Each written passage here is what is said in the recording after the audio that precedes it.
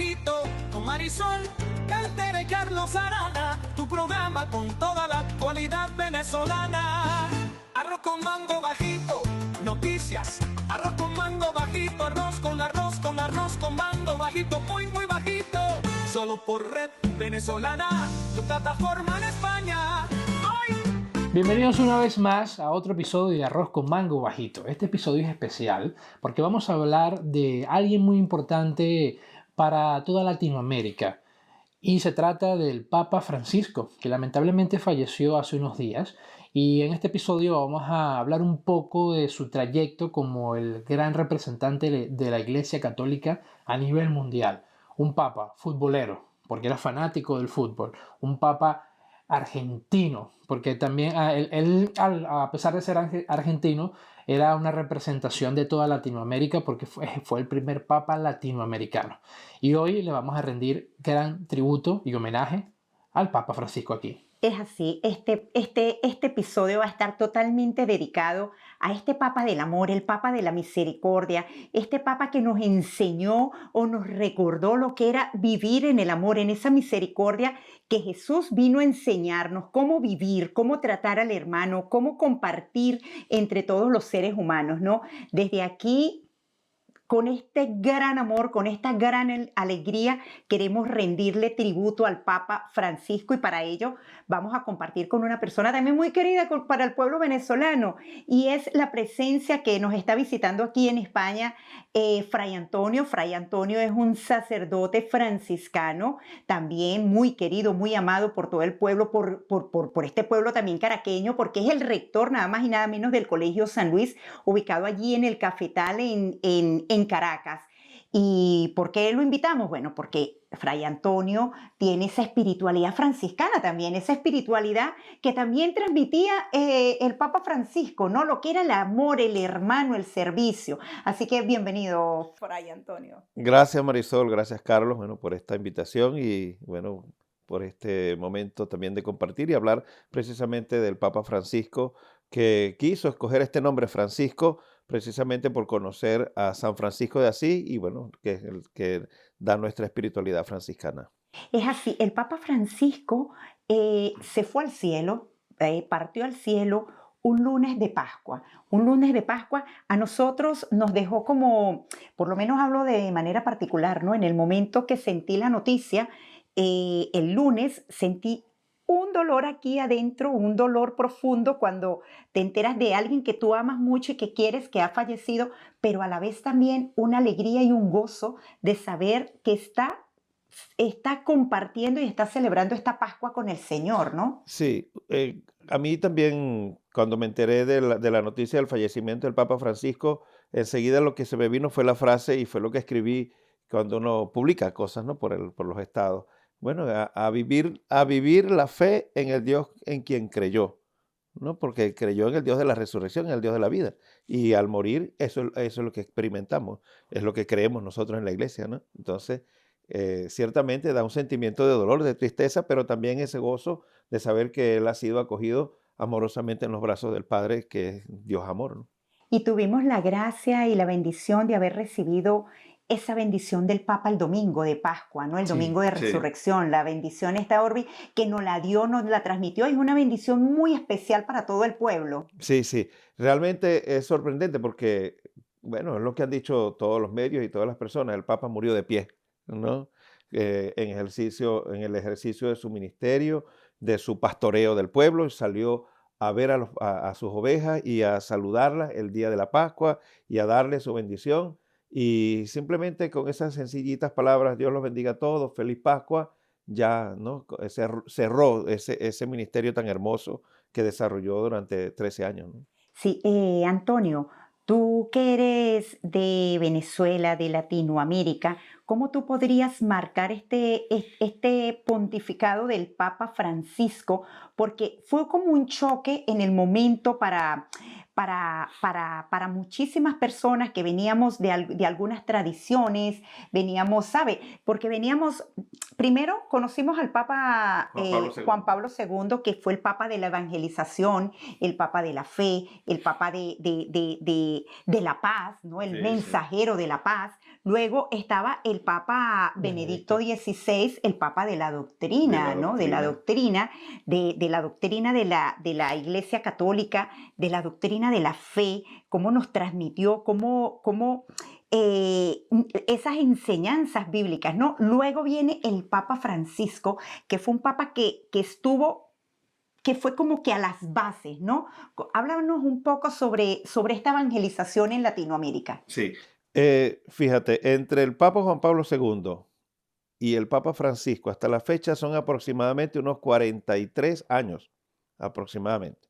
El Papa Juan Pablo II entra después de un proceso que vive la Iglesia de cuando se publica el Concilio Vaticano II y vienen implementándose y todo ese desarrollo pues, de la teología del Vaticano II que trajo unos cambios sustanciales no solamente a la teología, sino también a la forma de la vivencia, de la fe, Y al laicado, ¿no? y al laicado en cuanto al desarrollo también de la liturgia, ¿no? El Vaticano II. Y Juan Pablo II, bueno, o sea, entró para darle vida, ¿no? Digamos, de alguna manera y con sus grandes gestos y palabras a esta forma que se había propuesto en el Concilio Vaticano II. Fue un pontificado muy largo, un pontificado de 27 años, casi 30. Luego entra el Papa Benedicto. El Papa Benedicto había trabajado todo el pontificado también con Juan Pablo II.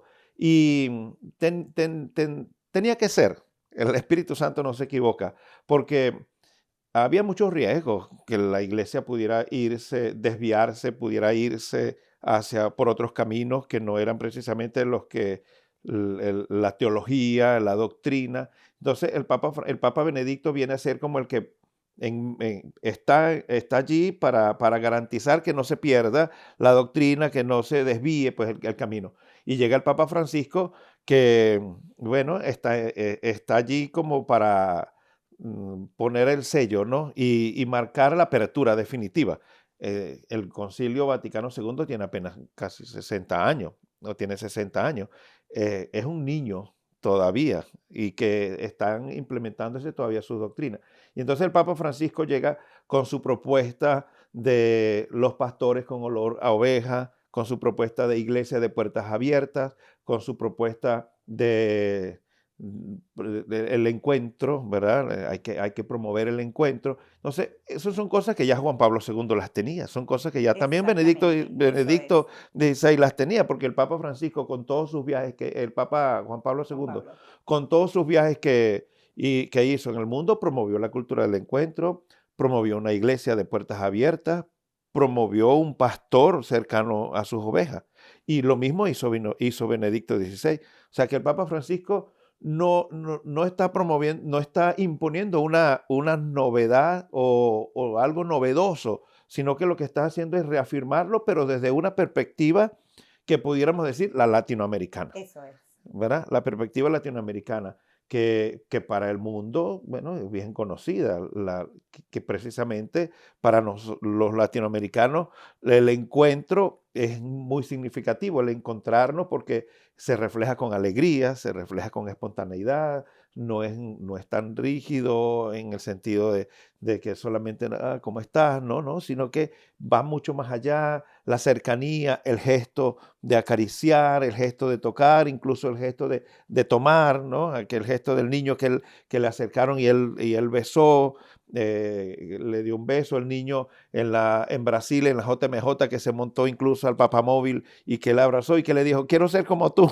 ¿no? Son cosas que son propias de Latinoamérica. Que son propias de Latinoamérica. Propias de Latinoamérica. Y entonces eso hace que se sienta más lo que ya los otros papas venían haciendo, pero él lo practica de una manera más natural, propia de su ser latinoamericano, de su cultura. Exactamente. Entonces eso lo hace mucho más espontáneo, eso lo hace que llegue mucho más a la gente ve esos detalles y la gente se engancha y la gente quiere eso, ¿no?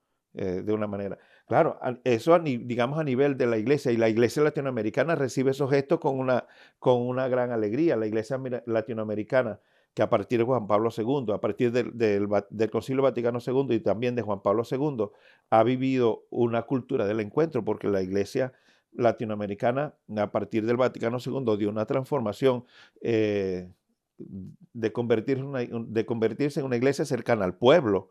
En Venezuela mismo, en los años 70, muchas comunidades religiosas dejaron lugares de pastoral, por ejemplo, colegios en algunas zonas, no solamente en Caracas, sino en otras zonas del país, para irse a vivir en comunidades insertas en medios populares, en los barrios, con la gente, ¿no? Entonces, y a trabajar pastoralmente y socialmente con la gente. Entonces, la iglesia ya estaba en una apertura, la iglesia ya estaba en una cultura del encuentro, pero el Papa Francisco con su propuesta vino a ponerle el sello y a decir, este es el camino, o sea, no vamos mal, ¿no? Un poco eso.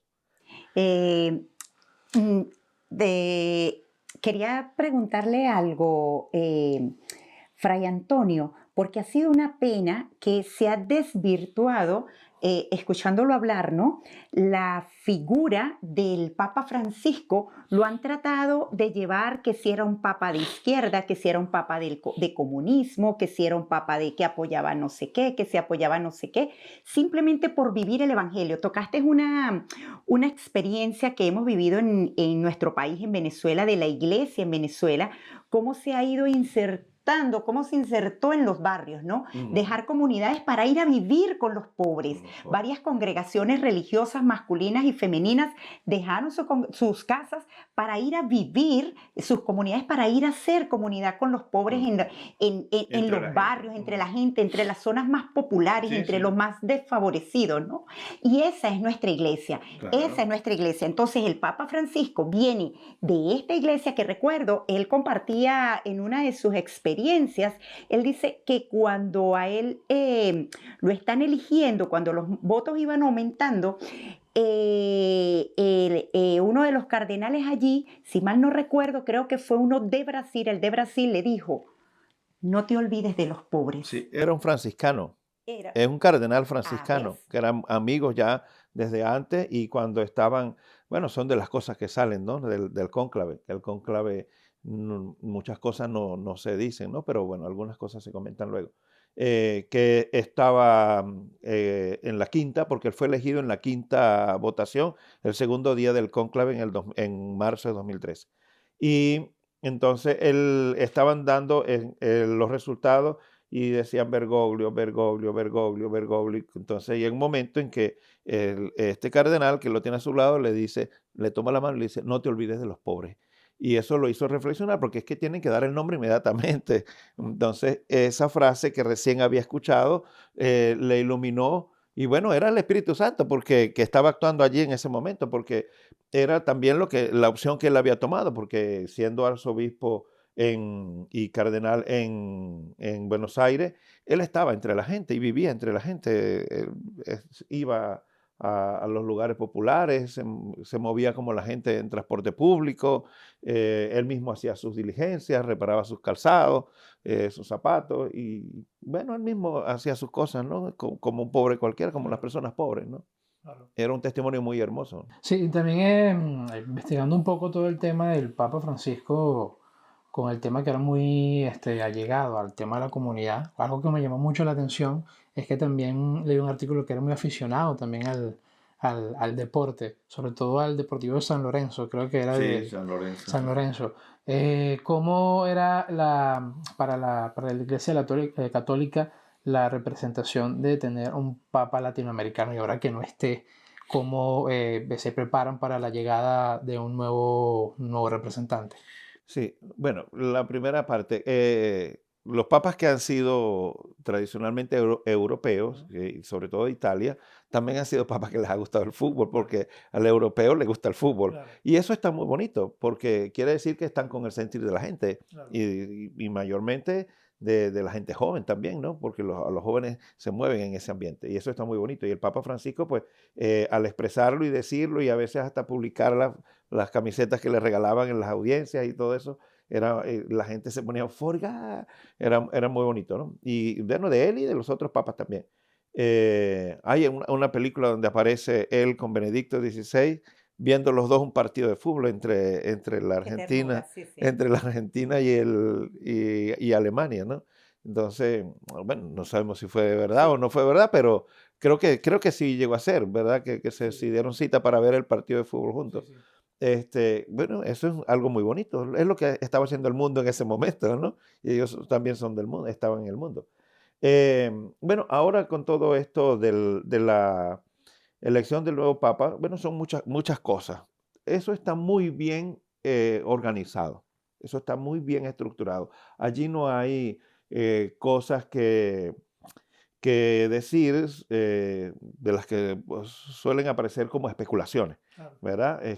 Pero porque eso está muy bien estructurado, está hecho de manera tal que allí se sienta y se viva la participación del Espíritu Santo, porque la iglesia y nosotros los cristianos, toda la iglesia universal, creemos que quien obra allí es el Espíritu Santo y es a través de él que los cardenales electores hacen la elección del Papa.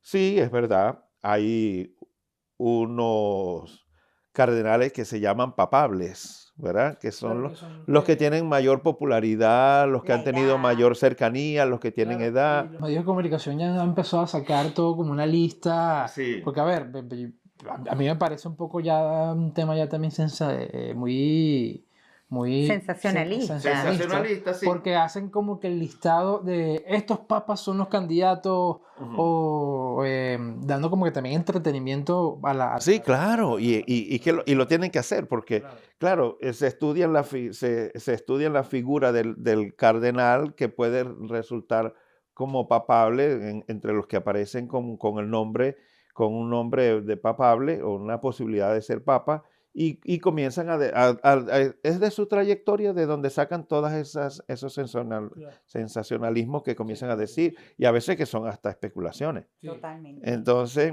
y hasta desvirtuadas, ¿no? Unas especulaciones totalmente desvirtuadas que no van con la realidad. Eso es totalmente verdad. Pero allí, bueno, muy aparte de que haya una lista de 7, una lista de 9 o hasta de 14 papables entre los cardenales, creo que son 135 o 133 los electores, no quiere decir que entre esos sea. Porque allí, bueno, como te dije anterior, quien obra es el Espíritu Santo y es el que puede determinar quién puede que sí, como puede que no. Todo dependerá de cómo se orienten en las primeras y segundas votaciones, tal vez.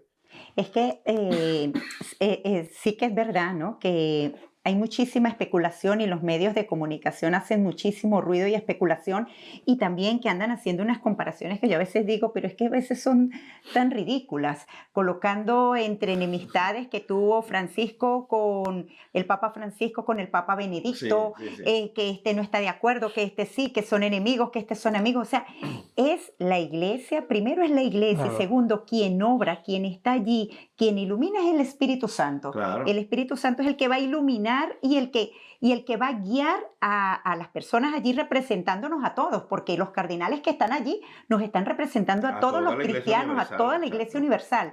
Y nosotros estamos confiando en ellos. Ujú. Y ellos, a la luz del Espíritu, van viendo qué persona, cuál es la persona que puede responder a todos los designios que De estamos Dios. viviendo, a los designios de Dios, ¿no? Exacto, y a los de la realidad de la humanidad De la también. humanidad. Es así, Ujú. es Y así. ya toda la iglesia en general, ya a nivel mundial, sobre todo en Latinoamérica, ¿cómo se preparan ya para la elección del nuevo papa? Yo creo que como está preparado el mundo, con una gran expectativa, en este año estamos celebrando, convocado por el Papa Francisco, pero también porque cada 25 años se celebra un jubileo en la iglesia, en la celebración del nacimiento de nuestro Señor Jesucristo, y como toda la iglesia, con una gran esperanza de que, bueno, las propuestas del Papa Francisco seguirán siendo acogidas, seguirán en crecimiento, seguirán avanzando en bien de la iglesia. El Papa Francisco en sus propuestas él no ha dicho en ningún momento